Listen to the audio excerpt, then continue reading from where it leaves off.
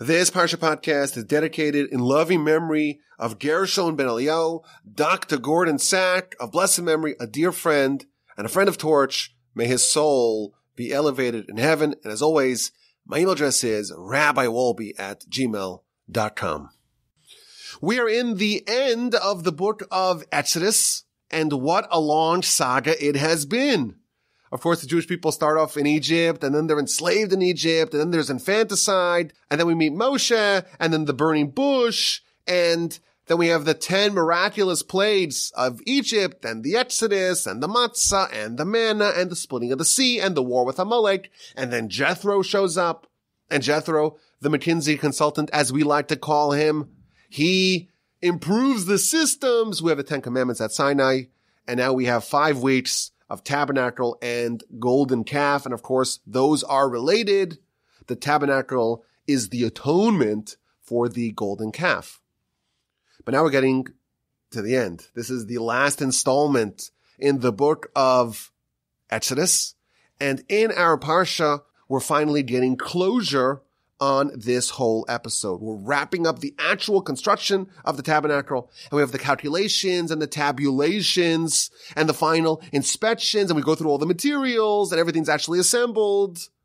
And finally, the Parsha ends, the book ends with the presence of God finally arriving in the tabernacle.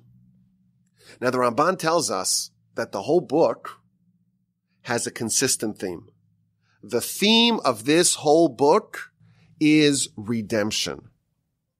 Redemption, of course, starts off in Egypt. Jewish people are enslaved in Egypt.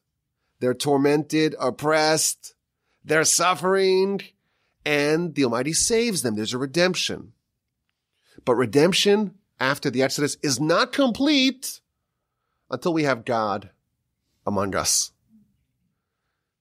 There's one long story here of the Exodus. There's the Exodus from Egypt, and that is concluded when the Jewish people enter into God's embrace.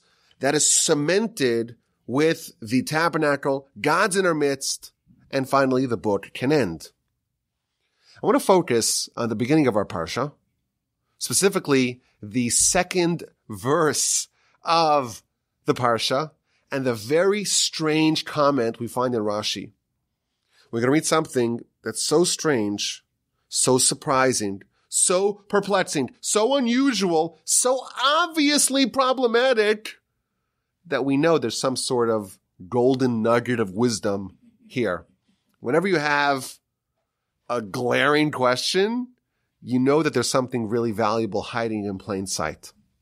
So the Parsha begins, these are the tabulations, the counting of the Mishkan, the tabernacle of testimony that was done, that was tabulated as per the word of Moshe, the work of the Levites, done by Itamar, the son of Aaron. That's the first opening verse of our Parsha.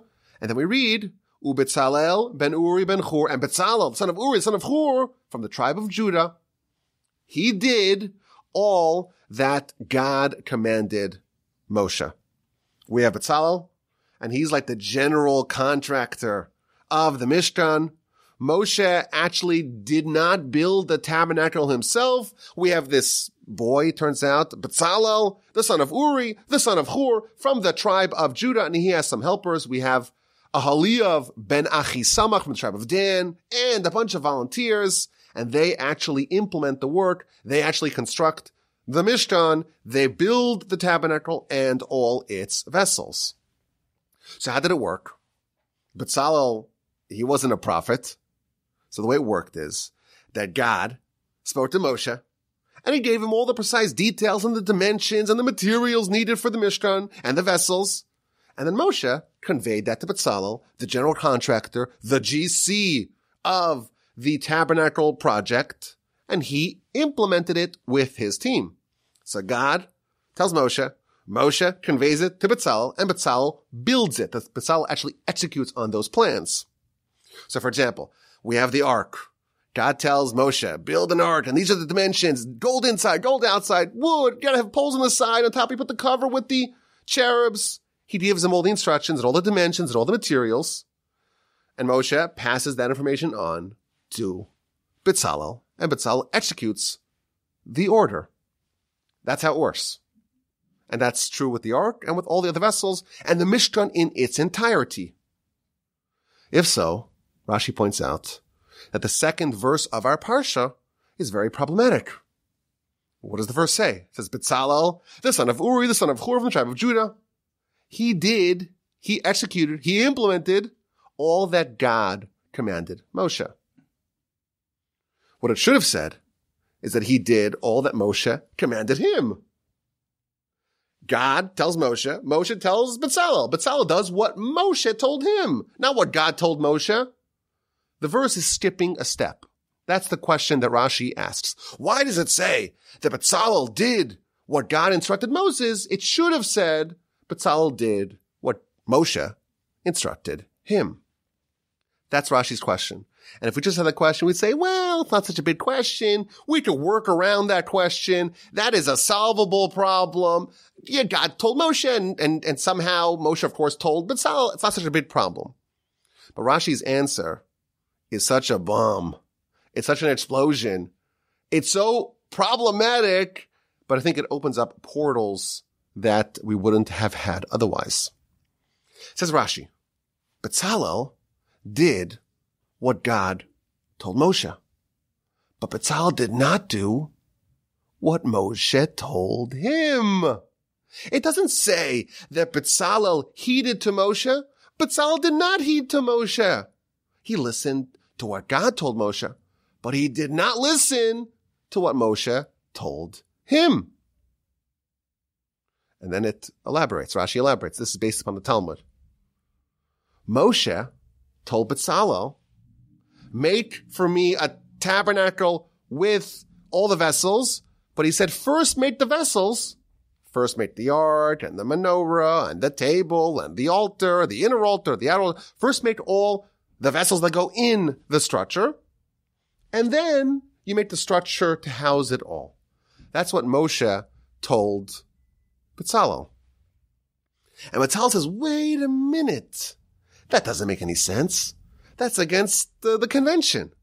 First, you build a house, and then you buy the furniture to populate the house with. That makes a lot more sense. First, you build a house, and then you purchase or build the furnishings. So if you have a Mishkan, a tabernacle, a big building with lots of stuff inside of it, it makes sense to first build the building, and once the building is done, then you could build the other things to go inside of the building. So that's Bezalel's retort to Moshe. Why are you telling me to build the vessels first and only then the structure? It makes much more sense first to build the structure and then to build the vessels. And Moshe says to him, this is where it gets so surprising. Moshe says to him, actually, you know what? You're right. And come to think of it, that's actually what God told me. God actually told me to first make the structure and only then to make the vessels. And he says, your name is Bezalel, which can be read as Betzel-El, in the shade of God. You must have been in on it. You must have known that God really wanted us to first construct the building, the edifice, the structure, and only then to make the vessels. That's the Rashi. And indeed, Bezalel did as God told Moshe, but not as Moshe told him. Moshe told him to build the vessels first. But instead, he did what God told Moshe, namely to build the structure first. And Bezalel is so clever. He is so bright. What a genius. He is in the shade of God. He is in on it. He knows that it's much more logical to first build the house, the structure, before what goes into it. Total genius, absolute brilliance. That's the Rashi. And of course, the question is obvious. Moshe acknowledges that God actually told him to first make the structure and only then to make the vessels that go inside the structure. Yet somehow, when Moshe conveyed that to Bezalel, he flipped it around. Instead of telling Bezalel what God told him, he flipped it around. He said, first make the vessels and only then make the structure. Why did Moshe change the order? God told Moshe, Moshe himself acknowledges this, God told Moshe, first build the house, the structure, and then the vessels. Yet Moshe does a switcheroo. He tells Bezalel first to make the vessels, and only then to make the house. And Bezalel calls him out on it. And Moshe says, wow, how did you know that? You must have been in the shade of God. But the obvious question is, why did Moshe, to begin with, why did he switch it? Why did he alter it? Why didn't he tell Bezalel exactly what God told him? That's the question. I think the answers that we're going to discover are going to reveal to us the fundamental principles and prerequisites that we need to launch any initiative. Of course, this is the most ambitious initiative in the history of humanity. Let's build a physical edifice and have God dwell amongst us. There's nothing more ambitious in all of human history. And here we're reading in our Parsha, we're reading about how it was done. What were the steps that happened? What were the crises? What were the challenges? What were the conflicts? And we see that there's a disagreement, ostensibly, between Moshe, who's ultimately responsible for it, and Bezalel, who's going to implement it. There's a disagreement here. And I think when we analyze it and we discover what's actually happening over here, we will learn what it takes to launch any initiative. And I think even more broadly, you want to change. You want to change yourself. You want to change your habits. You want to change your attitude about something. You want to change anything. You also need to learn what it takes to change. There's a big change happening. Our Parsha begins, God is not dwelling amongst the Jewish people. Our Parsha ends, and the Almighty is dwelling in the tabernacle that was built. There's a change that's happening here. What is going on the ground at the beginning? That is what we are, please God, about to discover. So this question that we asked on this whole narrative, why did Moshe do the switcheroo, is not a new question. It is asked by many of the commentators, including the great Maharal. The Maharal of Prague, one of the greatest rabbis of the last 500 years. He asks the question in a few short words, why did Moshe switch it? Why did Moshe alter it? Why didn't Moshe tell Bezalel what God told him? Tell him to build the Mishkan first, and then to build the vessels. So he says something absolutely fascinating. He says, what's more important? What's more important? The house, the structure, or the vessels? He says the vessels are more important. And I can prove it to you. Because we're going to read about in a few weeks about the transportation of the tabernacle. Periodically, the tabernacle was taken apart, disassembled. Parts of it were put onto wagons, drawn by oxen. Parts of it were carried on the shoulders of the Levites. And the vessels were all carried by the Levites from the family of Kahas. And the other parts of the Mishkan were carried by the other families. And Kahas, we know for sure, was the most honorable, distinguished family. And therefore, we know for sure that the vessels are more important. And therefore, Moshe thought it made sense to start with the goal, with the objective, with what's most important. What's most important about this whole project, this whole enterprise of the tabernacle, what's most important about it is the vessels. Says Moshe, that's where you start. You start with the goal. But Bezalel, he wasn't thinking about what's most important. He was thinking about when you build something, what is the natural and logical way to build it? And then the Maharal says something fascinating. This to me was the clincher idea.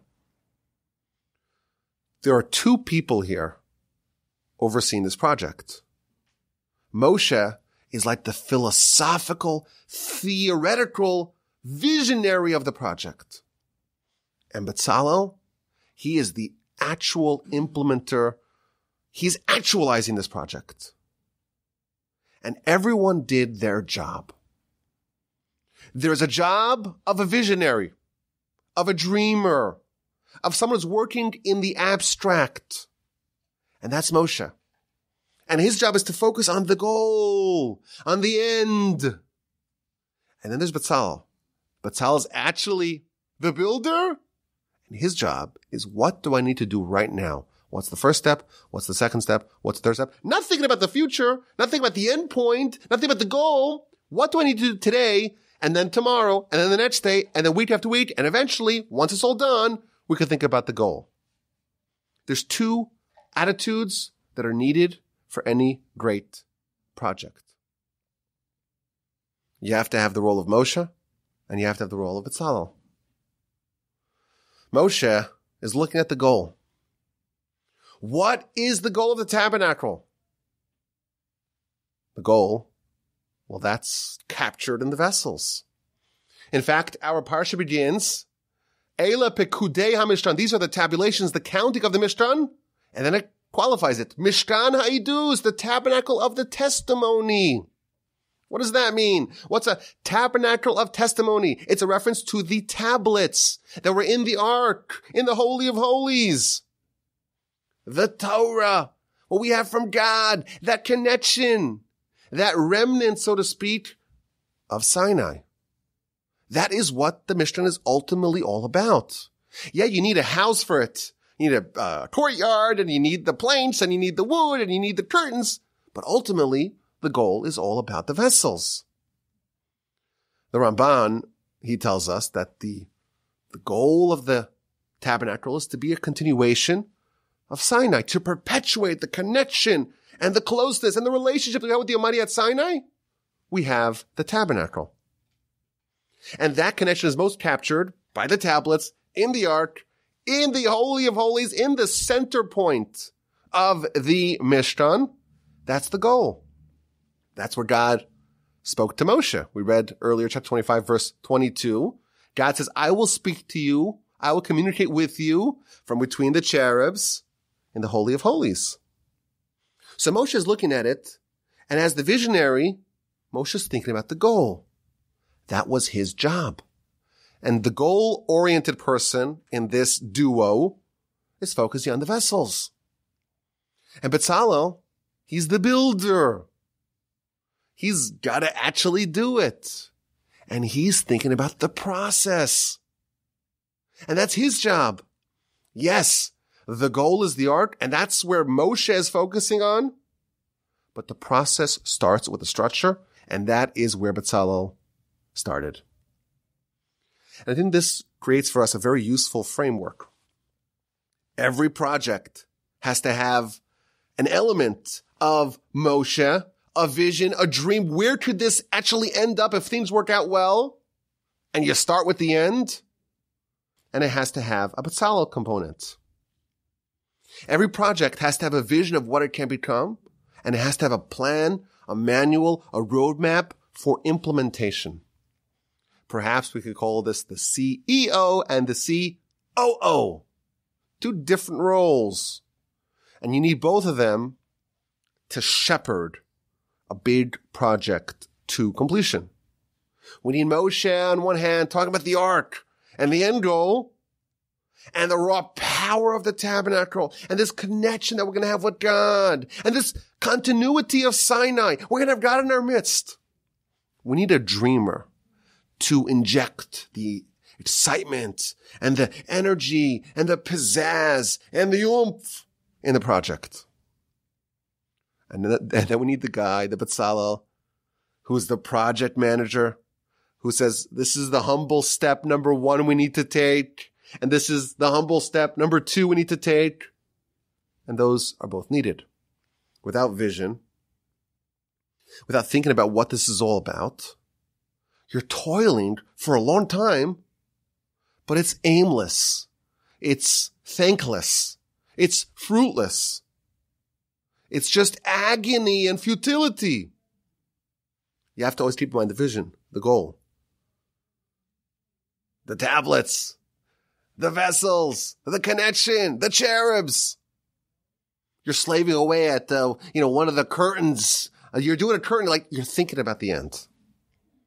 But of course, without a clear-eyed understanding of what to do right now, what's my job today? What's my job tomorrow? What comes next? Without that, you will stay a dreamer forever. Moshe was a visionary. He played a vital role. And his job was to invoke the endpoint, the vessels, and that is the goal. And Bezalel is the implementer. And he knows you have to crawl before you can walk, and you have to walk before you can run, you have to run before you can sprint. You have to put one foot in front of the other. You have to start with something which maybe not so glamorous, and you're building up slowly, and eventually we'll get to the end point. But I think this Maharal, the way he explains this dynamic here between Moshe and Bezalel, it's a very, I think, useful framework. When you want to undertake a big initiative, you have to start off with a vision. You have to have the eye to the prize. You have to have a view on the goal. You have to think about the end game at the very beginning. But of course, you can't try to leap forward. You can't do a great leap forward. We know how those things end. You take a small step forward, and a small step over many, many, many steps, many iterations. You follow step after step. Eventually, you'll get there. I was thinking that this is a useful framework, certainly if you want to change your personality, your habits, your dieting, whatever it is, this is useful. You know, when you want to build a building, so you have to pitch your investors. How do you pitch your investors? You don't show renderings, mock-ups of the foundation or of the parking lot that's going to be subterranean. You show them a mock-up of the finished project. When you actually build, you start from ground zero. You lay the foundation, but you have to know what you're aspiring towards. You know, there's a special blessing that we say by weddings. It's a common custom. It's not a universal custom. It's a common custom to say by weddings. I call it the blessing of Laban. Now, what's the blessing of Laban?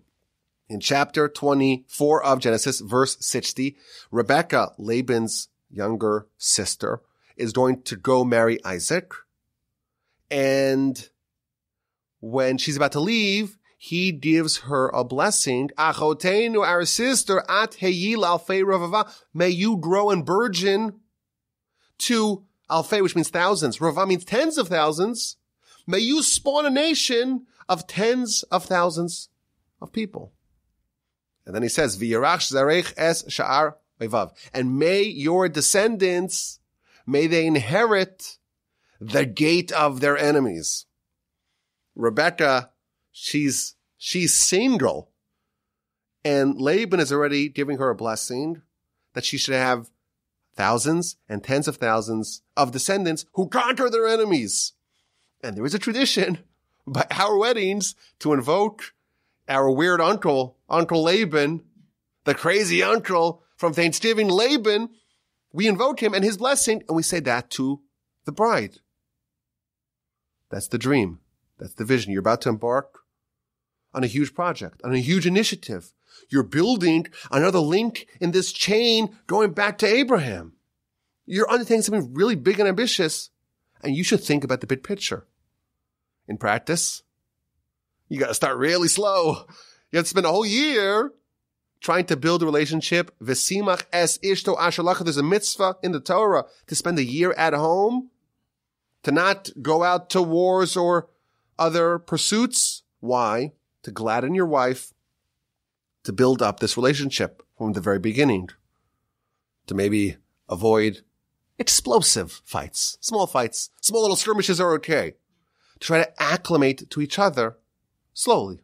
Bezalel, don't forget, we have a dream, and that's the Moshe part, but there's also a way to do things, and that is the way Bezalel did it. At a bris ceremony, the boy's 8 days old, and then they have a bris, and they join the fraternity of Abraham. And we say, Kishem shenichnas lebris, just as this child joined into the covenant of Abraham, so too may they enter Torah, chuppah, may they go under the wedding canopy, and good deeds. At the very beginning of the project, we have the eye on the ball, an eye on the goal. We have a vision of what we're trying to get to. We're trying to get to that this child should be able to be independent on their own, get married, go Torah, good deeds, be a fully functioning, independent adult. In practice, sleep training, try to get into sleep through the night, learn how to roll over. In practice, we take really small steps. I think this is a very nice framework for us as we try to change and improve ourselves. We have to start small, take small little nibbles at the goal, but we also have to know what we're working so hard for. What are we fighting for? What are we sweating for? We have to have a vision for the end and small steps for now. You want to perfect yourselves? You want to perfect your character? You want to improve yourself? You want to change? You need this duality of Moshe and Bezalel. You have to know what the goal is at the end, and that has to be present right at the very beginning, but you also have to know what that first step of your million-step journey is and take small steps.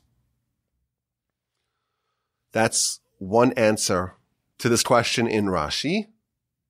And now we understand the dynamic between Moshe and Bezalel, and this comes courtesy of the Maharal, and this shows us framework number one for how to have change. This is a prerequisite.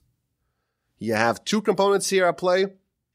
You have the Bezalel component, you have the Moshe component, you have the vision at the very end, and you know what you need to do right now. I want to suggest and share another answer to this question of why Moshe did the switcheroo, why Moshe said first build the vessels and then build the actual structure. And this second answer will give us yet a second framework of what is needed to change. We'll learn a second attitude. If you want to implement a great new initiative, you want to change, you need to know this idea as well. Bezalel comes from sterling pedigree. He, of course, comes from the tribe of Judah. This is the tribe of great people. This is the tribe of bravery and leadership and monarchy. And we read about Bezalel. He comes from this sterling, important, noble family, going back Bezalel ben Uri ben Hur to his very important and illustrious grandfather. Now, Hur had appeared already in the Torah. He was Moshe's nephew. And when Moshe goes up on top of the mountain in the war against Amalek, to his right was Aaron holding up his hands, and to his left was Hur. And they supported Moshe's hands for the duration of the war. Now, Hur's parents, which make up Bezalel's great-grandparents, they are also very significant because Hur's father is Caleb, and Hur's mother is Miriam, Moshe's older sister. So this is one of the first families. This is the Kennedys or the Bushes or, I don't know, the Rockefellers of the Jewish people. Very important people. And when we study his antecedents, we see a very interesting pattern. Now, the Midrash tells us, Bezalel, he was only 13 when he was nominated by God and by Moshe to go build the Mishkan. And again, the most ambitious project, more ambitious than the Hoover Dam, or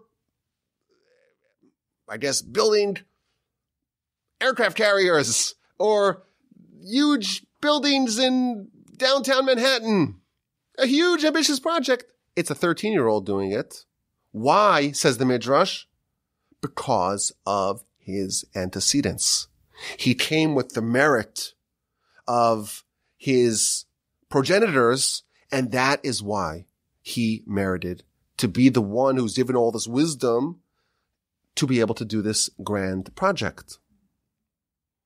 So the Midrash tells us that his grandfather Hur was someone who died a heroic death of martyrdom. When the people started to do the golden calf, there was one man who tried to stop them, and that was Hur. And they promptly slaughtered him. When Moshe left, he's grown up for 40 days. In chapter 24 of our book, the book of Exodus, he appoints Aaron and Hur to be in charge in his stead. So there is this brewing idolatry idea being suggested, and Hur says, wait a minute, Moshe put me in charge. I'm going to stop this. I'm going to stop this debacle and disaster from happening. So he tries to stop them, and they kill him.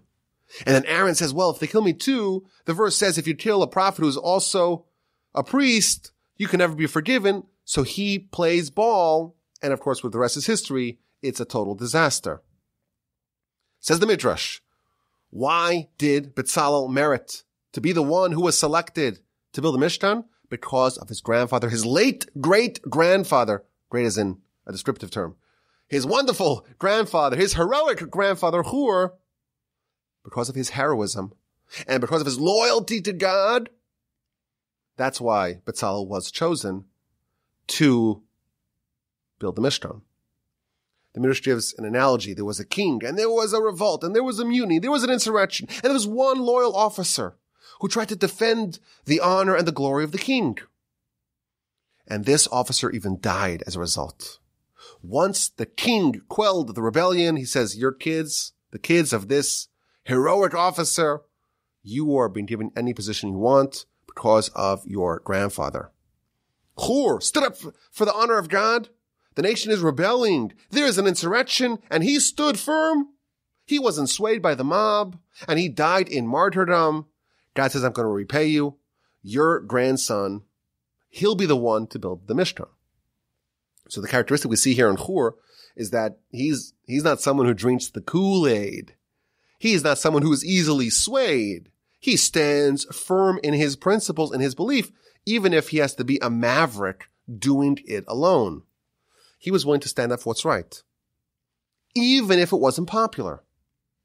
That's Hur, and in the merit of that, Bezalel is able to build the Mishkan.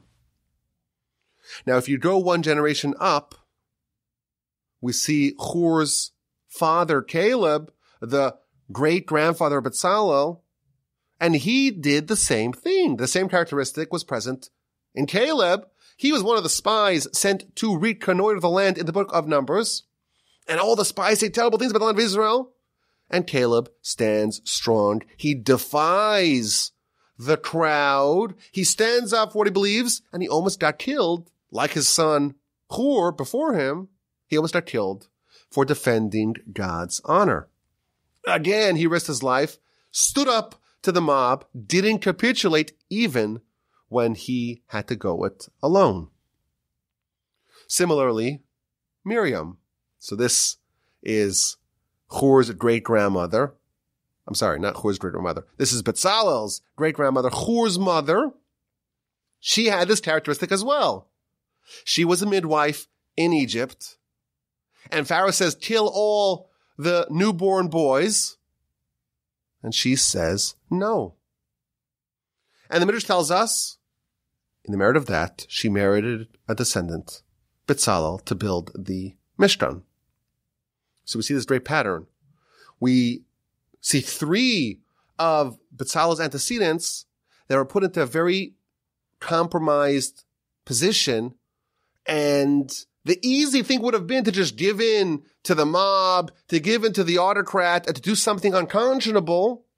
But all three had the resolve and the strength of character to be able to stand up for what's true, even when facing a mortal threat to their life. Now, it's interesting that Miriam, the great-grandmother of Bezalel, there's a second instance where she was willing to take the unpopular position. The Talmud tells us, the book of Sota, that when Pharaoh made a decree, all newborn boys are going to be thrown into the sea, into the river, her father, so this is the father of Aaron and Moshe and Miriam, her father, his name was Amram, he says, This is a crazy environment to bring children into. I'm going to divorce my wife. So he divorced his wife, Yocheved, and because he was such a significant person in the community, everyone else followed suit. How could you bring children into an environment, into a world where there's infanticide, they're killing babies? This is not a healthy, hospitable world to bring children into. He divorced his wife. And because he was such a noteworthy person, everyone else followed suit. Until a young girl named Miriam walked over to her father and said to him, "Daddy, you are a worse villain than Pharaoh. Pharaoh's killing, murdering babies, but you're worse. For 3 reasons.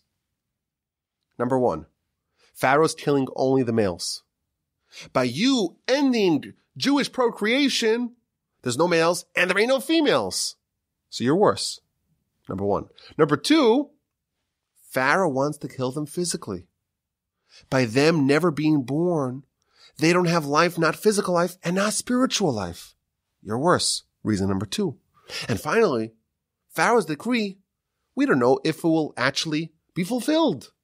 But your decree will definitely be fulfilled. So you, my dear daddy, you are worse than Pharaoh. This is coming from a 6-year-old girl, Miriam. But you know what? Amram said, "You're right.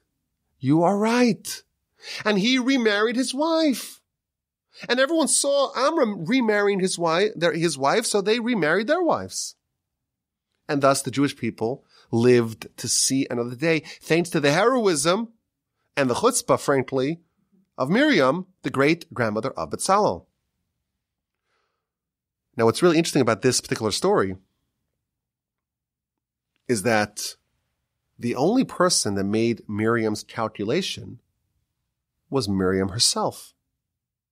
Everyone else just followed the crowd, went with the masses. This is what everyone's doing. Okay, there's a mass divorce event here. Okay, where do I sign? Give me the documents. It's one of those fast, quickie divorces.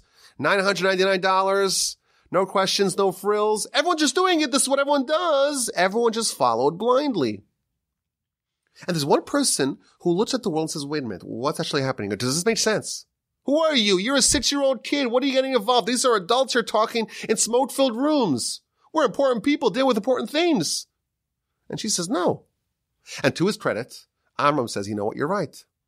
And she changes the course of history. She's willing to stand up not only to a villain, a real villain, like Pharaoh, she's even willing to stand up to her father, the greatest leader of the people of her day. She pointed out his mistake. And this brings us to Bezalel. If you look at his bloodline, he comes from a long line of great people, of courageous and determined people, people of conviction, people of principle, people who don't just blindly copycat others, people who stand up for what they believe, even when it's unpopular. And when they see something that's wrong, they act, they resist, they protest. And these are the people that are the ancestors of Bezalel. Moshe did something very clever to answer a very basic question.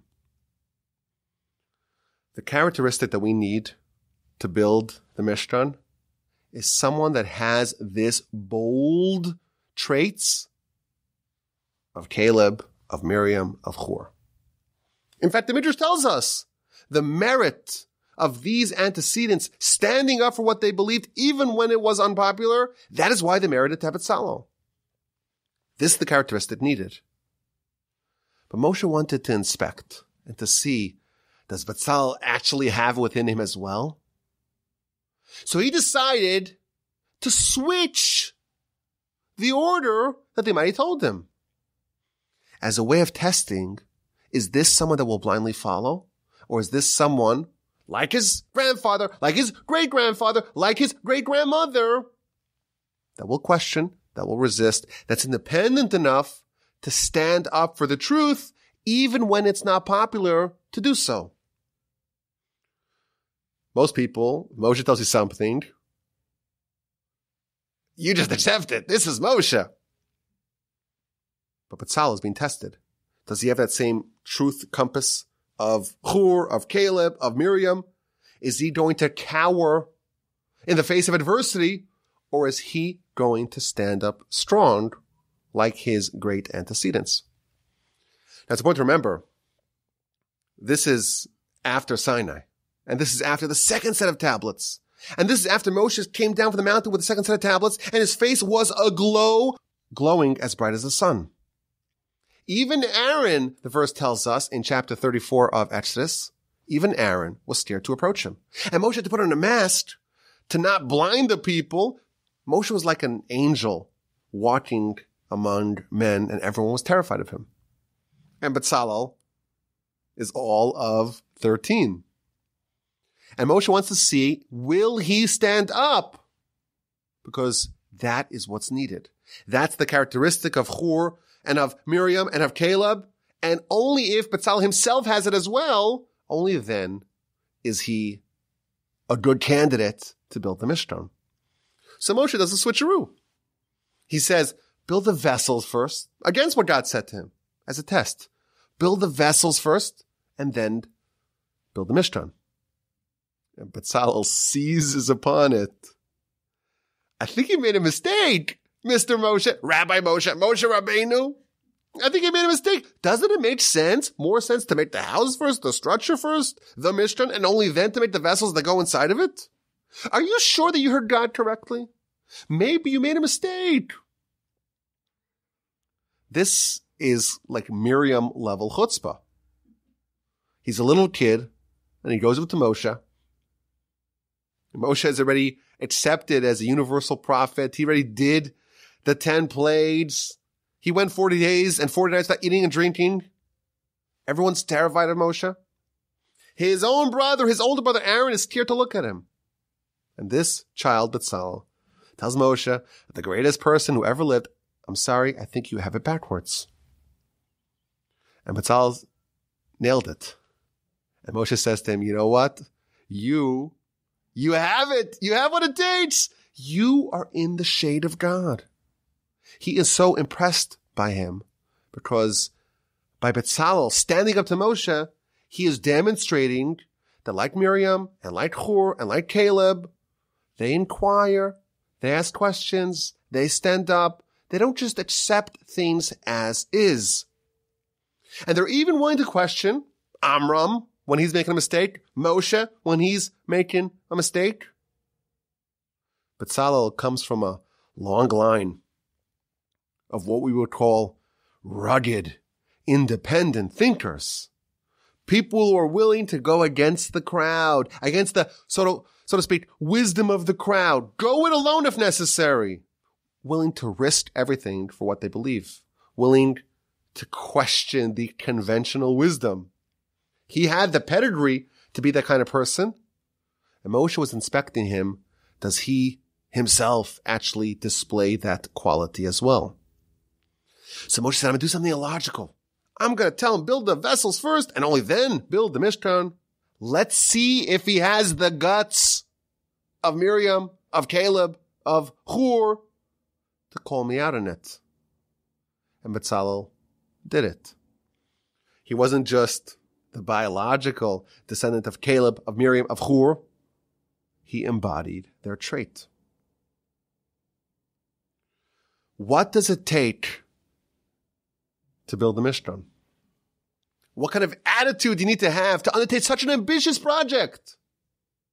You have to be someone who doesn't just accept what other people say.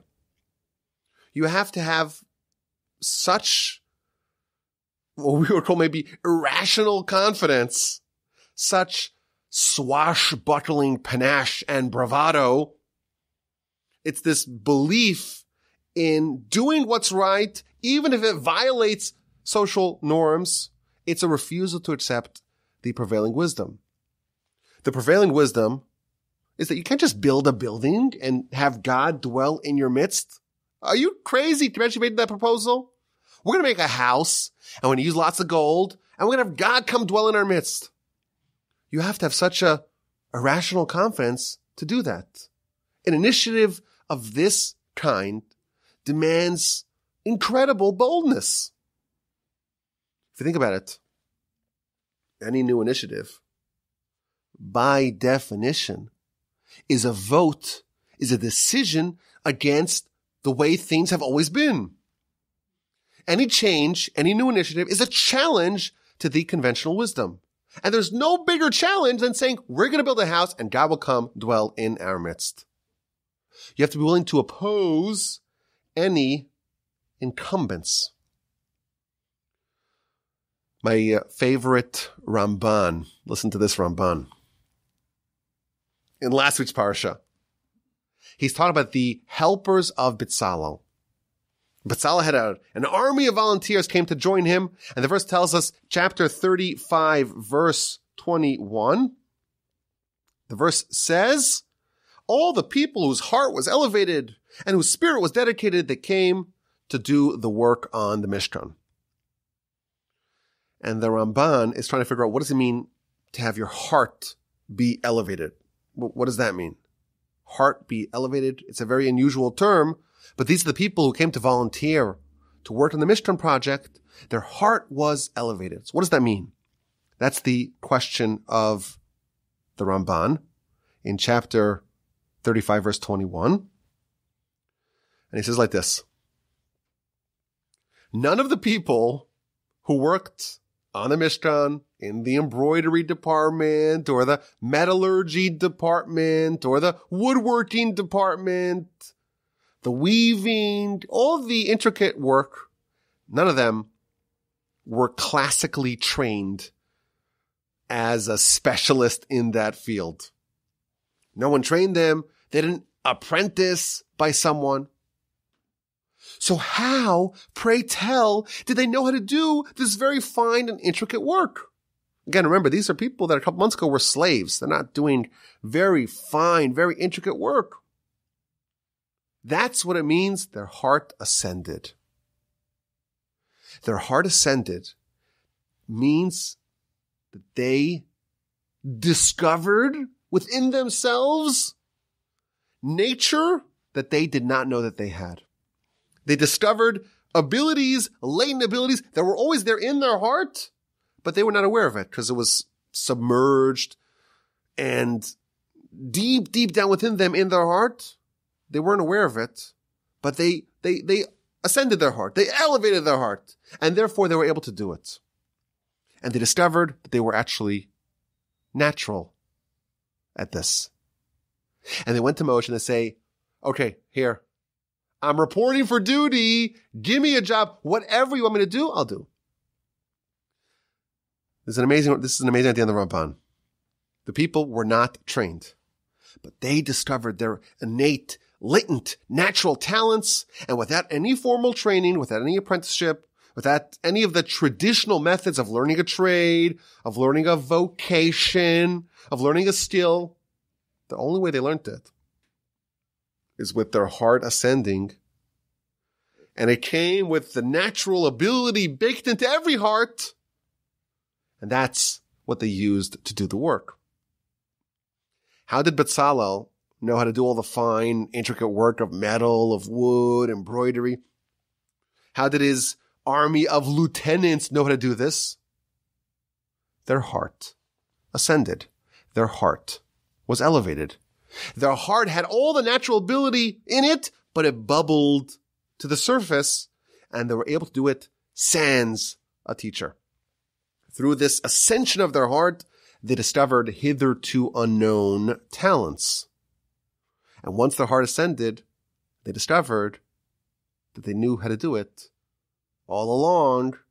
They just never knew about it. An amazing idea here.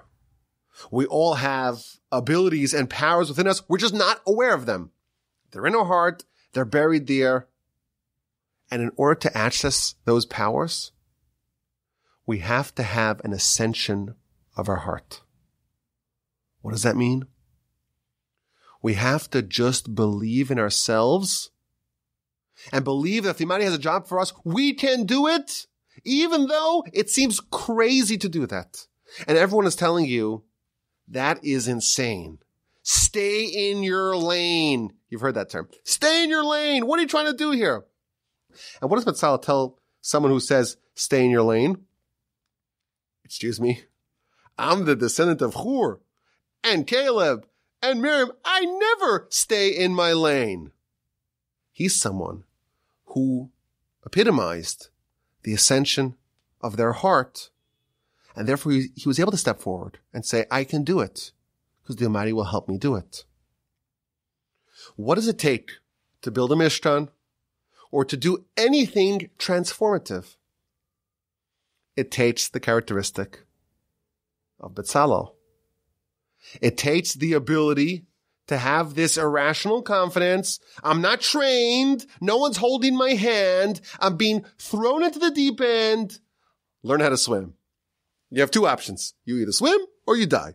That's it. And you know what? That's the best way to learn how to swim, even though I'm not advising that.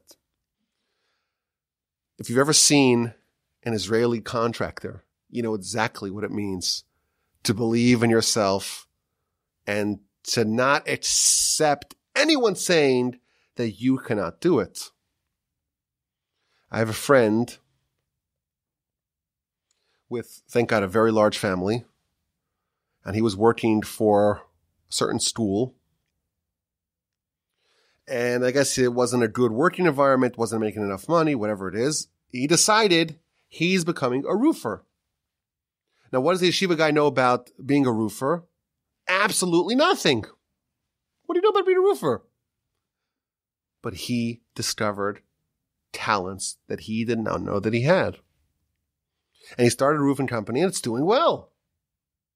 And the truth is, he jumped into the deep end without a plan, and the only plan was learn how to swim, because you have no other choice. That is the kind of confidence, again, not a prideful confidence.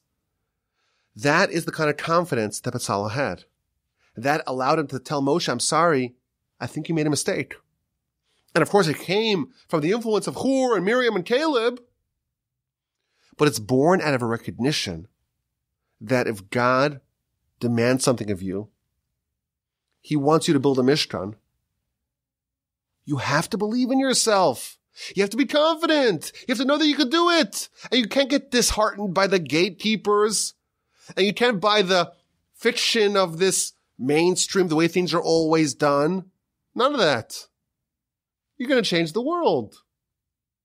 You have to be crazy to believe it. But only the people that are crazy enough to believe it ever get a shot of trying to do it. Like Hur, standing up to the mob when they're wrong. Like Caleb doing the same, even though they're righteous spies, they're important people. Like Miriam standing up to Pharaoh and her father. And like Bezalel, standing up to Moshe when he said something that was wrong. Of course, we have to always be respectful of our elders. But the quality of undertaking an initiative, of being so bold to believe that you can change or you can impact something in the world, you have to be your own person. And you cannot accept the limitations foisted upon you by others. And this is the way to unlock your potential and to accomplish great things. Let's get to this week's exquisite insight. In our Parsha, Moshe is inspecting the Mishkan after its completion. The team of Bezalel and Ahaliav and all the workers, they did all the work, and everything's up to perfection, and they show it to Moshe, and he gives them a blessing, and the Parsha ends with 7 days where Moshe is going to serve as the high priest. He's going to bring the sacrifices every day. In the morning, he assembles the Mishkan, and at night, he disassembles it, and then the 8th day is the first day of Nisan, where Moshe assembles it for good, and on that day, Aaron and his 4 sons take over. Of course, that day as well, 2 of Aaron's sons, Nadav and Avihu, die. But there's an amazing verse in chapter 39, verse 33. The verse says that all these people, they brought the Mishkan, they brought the tabernacle to Moshe. All the different parts of the tabernacle, all the vessels, and all the different aspects of the tabernacle. So Rashi says, why did they bring Moshe the tabernacle? And he says, I did another surprising Rashi, because they did not know how to erect it. They couldn't build it. And Rashi adds, Moshe, he didn't build anything in the Mishkan. And God wanted that at least Moshe should have some part of the Mishkan, so God wanted him to actually assemble it, to actually erect it. And the reason why they weren't able to do it and Moshe was able to do it is because those beams, those planks of wood, 10 amos tall, think of it as like 20 feet tall, really big, really thick. It was so heavy, no one could lift it. So they say, Moshe, we have a problem. We have to assemble the Mishkan. We can't do it because these are too heavy. So Moshe says, what do you want from me? I'm not a bodybuilder. I can't lift it. So he went to God, and God says, you build it. You lift it. And I'll make a miracle. It'll look like you're lifting it, but it's really me who's doing the heavy lifting. So Moshe lifts it and makes these massive beams stand up straight. And that's why the verse tells us in chapter 40 that the Mishkan was erected. It doesn't say Moshe erected the Mishkan. It says the Mishkan was erected on its own. Because really God did it, but he made Moshe look like Moshe was doing it because the beams were so heavy.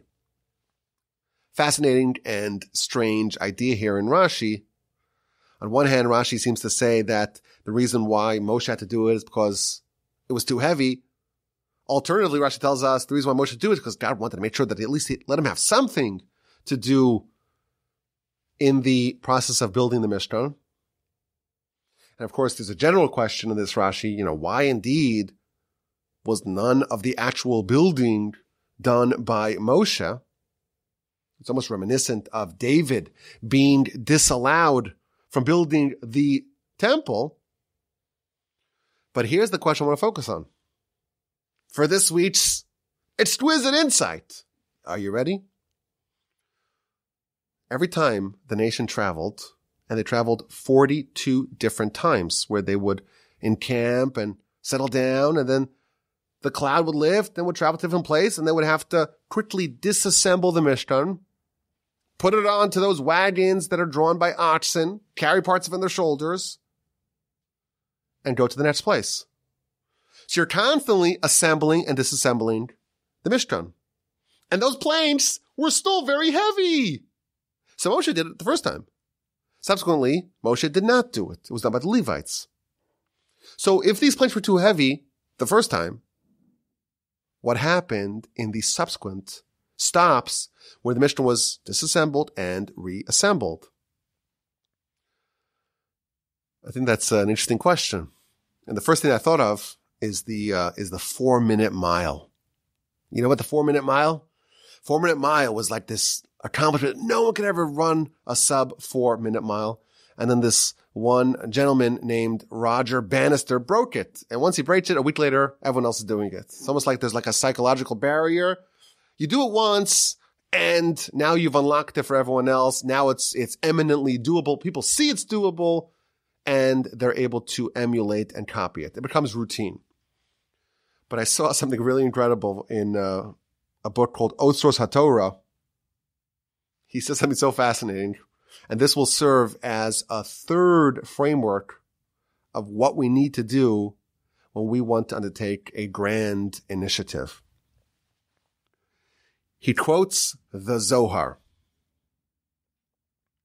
The Zohar says that when the Mishkan was built, there's now a permanent place in this world that's a domicile for God, a residence for God. And you know what that did? That banished the Satan, the other force, so to speak, the idolatry, the Yetzer Hara. It banished it. And there's a very dramatic description in the Zohar here of where it actually went.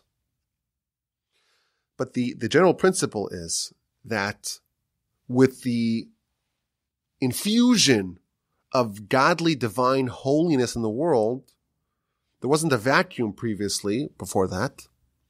There was like an aura of impurity, and that impurity was banished from the world. And then we read that this force of impurity, the Yetzer Hara, evil inclination, the Satan, all these forces, these what we call bad angels, of course they're good angels because they're working on behalf of God, but bad forces of evil in the world, they artificially made those beams really heavy. Those beams were maybe physically heavy, but that's not why the Levites weren't able to do it. They were spiritually heavy because all the angels, the Satan and the Yetzer Hara were making it artificially heavy. Once Moshe did it once, those forces were banished. They are no longer artificially made more heavy than they actually are. And now it's eminently doable even by people who are not Moshe. Only Moshe had the spiritual ability to overcome those forces, just like Moshe at the top of the mountain. The Zohar tells us that Moshe at the top of the mountain, he's lifting up his arms. He's battling the angel of Amalek. Moshe is able to overcome angels. The rest of the people, they say it's too heavy. This is unliftable by humans. Moshe is fighting the angel. He's able to banish the angel. Once the Mishnah is erected once, those forces have no place or have a very small place left in the world. The beams are no longer so heavy. Now it is in fact doable by almost anyone. I was thinking this is really another framework for building any big project or initiative. To get started, that first time you do something, that's the hardest. Because if you want to kick out the incumbents, you want to banish all those forces that you're fighting up against, they're putting up some stiff resistance. And they are artificially going to make those beams, those proverbial beams, they're going to make it really heavy. You do it once, you've now gotten rid of some of those forces. The second time, and every subsequent time, it is much easier. The Talmud tells us that the people with the greatest potential have the greatest resistance from the Yetzer Hara. Kol hagadol mechavero, if you're greater than your friend, you have a greater Yetzer Hara. There's more resistance that you face over your friend. When you want to undertake something really big, the bigger the project, the bigger the resistance. But here we learn, you do it once. That's going to be the peak difficulty because you've banished some of those forces. You have to realize that those stiff headwinds, those are the forces that are trying to stop you from doing that project. But I think all told, this gives us another framework for launching new initiatives. The first idea that we saw was that every project has to have a Moshe and a Betzalel. You have to have a dreamer, think about the end. And a practical first step, second step, third step of Betzalel. Moshe is talking about the vessels and the big picture, what the goal of it all is all about. And that's needed. And Betzalel is needed as well, the practical steps of every initiative. That is the first framework. The second framework is you have to have some chutzpah. You have to have some gumption. You have to have some temerity. You have to have some irrational confidence to be able to stand up to the way things have always been done. And finally, you have to know that the beginning is always artificially hard. And once you break through that first barrier of resistance, it's much more smooth sailing there on out. And again, this is not only initiatives. Change of any sort demands these characteristics. On one hand, you need a vision and a plan. You need to have the components of Moshe and the components of Betzalel. You need a willingness to go up against the establishment. And you need to understand that the beginning is always the hardest. There's a famous Rashi in Parshas Yisro, Kol Hatchalot. All beginnings are difficult. The first time you move the planks, you're facing really stiff headwinds. You do that once, and now it's much easier. The first time you need to marshal up the strength of Moshe to do it. Once you do it once, it's much easier there on out. With these 3 prerequisites, you become an unstoppable force. There's no initiative that is not within reach. All change is doable. Nothing can stop you now. I thank you for listening. As always, my email address is rabbiwojibah.com. Have a fantastic day, a splendid, wonderful rest of your week, and an incredible, sensational, terrific, stupendous Shabbos upcoming. And please God, we will talk again on the Parsha Podcast next week.